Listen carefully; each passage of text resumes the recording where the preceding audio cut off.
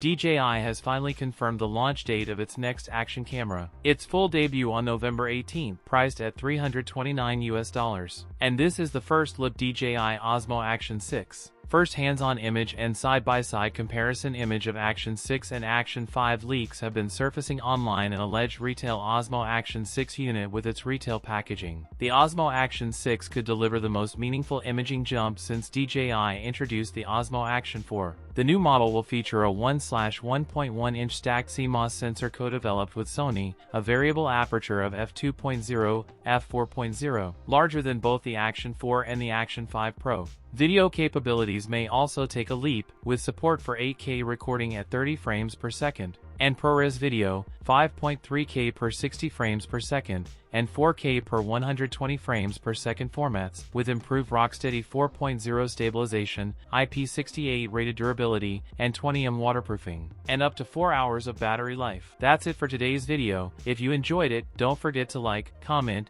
and subscribe for more content. Thanks for watching, and I'll see you in the next one.